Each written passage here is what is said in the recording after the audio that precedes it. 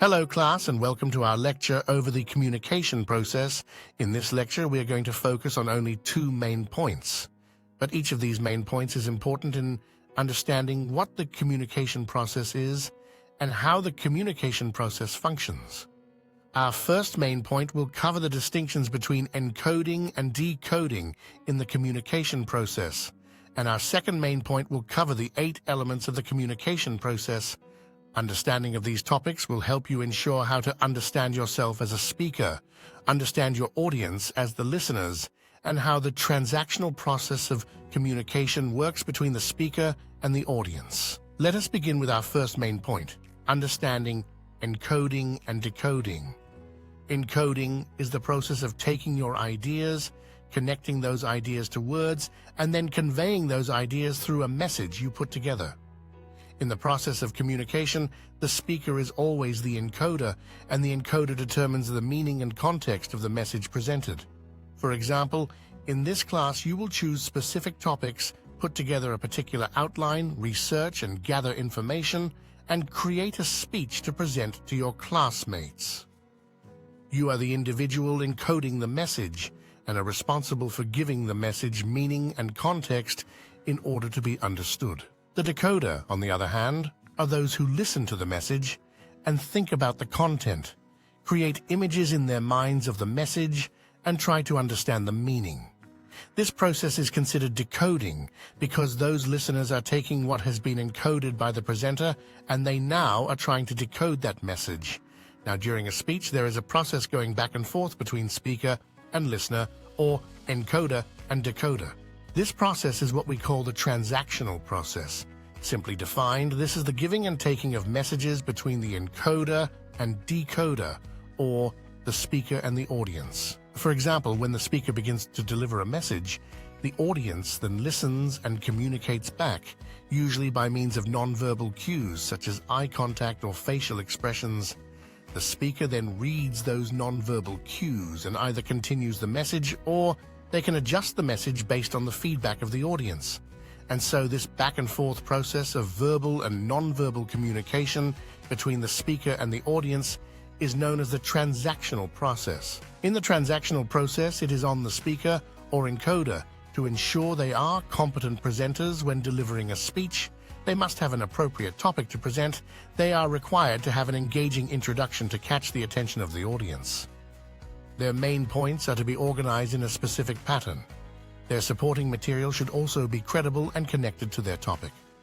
The conclusion should reinforce their central idea and give closure for the audience. The choice of language should be vivid and their vocal expressions clear. Their nonverbal behaviors should display confidence, and they should be able to adapt to the nonverbal cues of the audience. As the encoder, you are responsible for making sure that you create a message which is clear and organized, and that your delivery is competent during the transactional process. Moving on to our second main point, we will now cover the elements of the communication process. The 8 elements are the speaker, the message, the channel, the listener, feedback, interference, the situation, and lastly the outcome.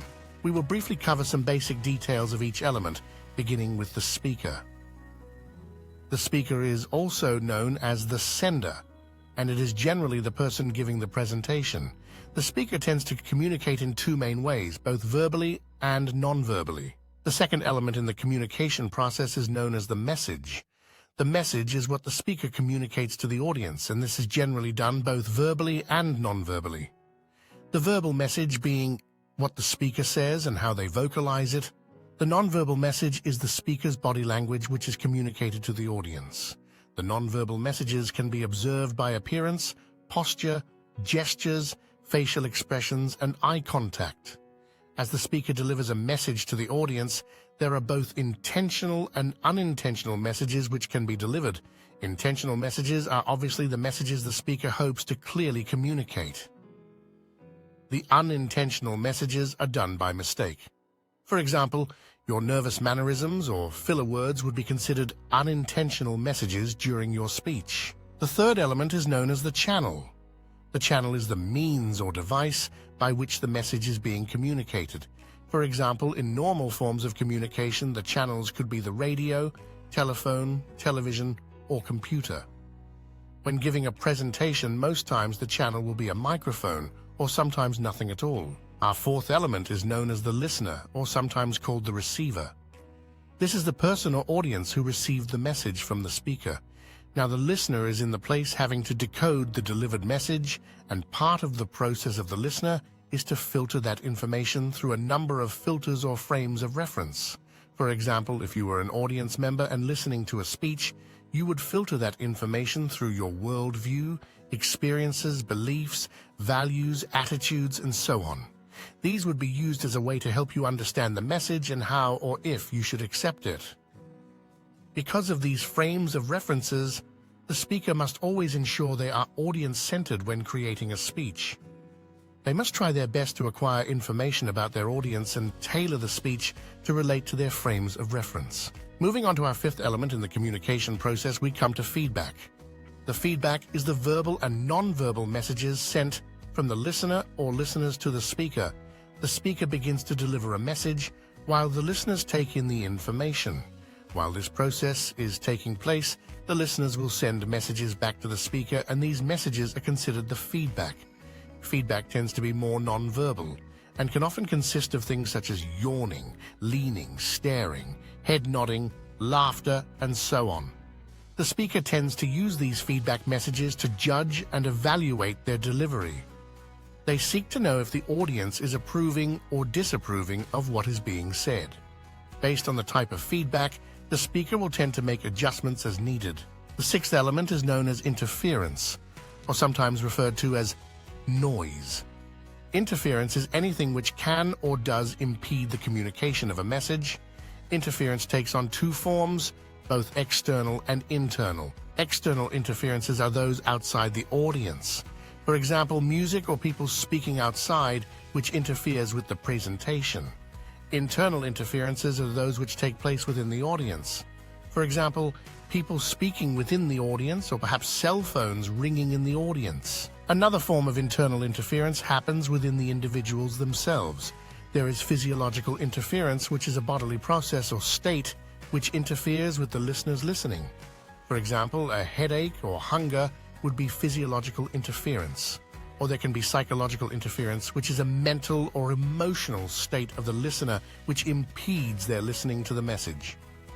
For example, the individual could be stressed out, depressed, overly excited, or anxious. And lastly, there is cultural interference, which is a difference of worldviews. For example, if the listener has a strong worldview in conflict with the speaker, the listener may have a difficult time listening and accepting what the speaker is delivering. Our seventh element is the situation or context of the message. This is the time, place, and occasion in which the message is being presented. The occasion often determines the type of message one will deliver. For example, the occasion can be a wedding, a funeral, graduation, or religious service. Whatever the occasion, it is a determining factor of the type of presentation being delivered. The physical setting also influences how a message is taken. For example, the setting can be indoor, outdoor, in a small room or a large room.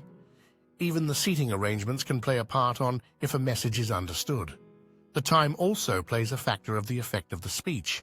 For example, the morning may affect the audience differently than if it was presented in the afternoon or evening, or even the amount of time spent on the presentation will influence the audience's perception of the message. And our last element of the communication process is the outcome. The outcome is simply the end result of the speech, and this is determined by the occasion and the type of speech given. If the occasion is somber or sorrowful, the end result may differ than if the speech was positive, motivating, or exciting. The outcome also is influenced by the type of speech given, whether it was informative or persuasive. This will affect how the audience responds at the end of the presentation. Now that we understand the translation process and the elements of communication, we can easily understand how the communication process takes place. We begin with the speaker, who creates and encodes a message and delivers that message both verbally and non-verbally using some form of a channel. The listeners, or decoders, take in the messages and react by sending feedback to the speaker. If anything interrupts the transactional process, it is known as interference. The situation gives the overall process its context, and the ending of this process is known as the outcome. As we transition into the end of our lecture, it is imperative we understand our roles as encoders and decoders in the communication process, and during this transactional process, we must be aware that each of these 8 elements plays a specific role on how a message is communicated and understood. So to conclude, make it a point to be competent when creating a message in order for the message to be clearly understood by your audience. Think of those 8 elements when creating your speech, and remember that communication is a constant interaction between you as the speaker and the audience and the listeners.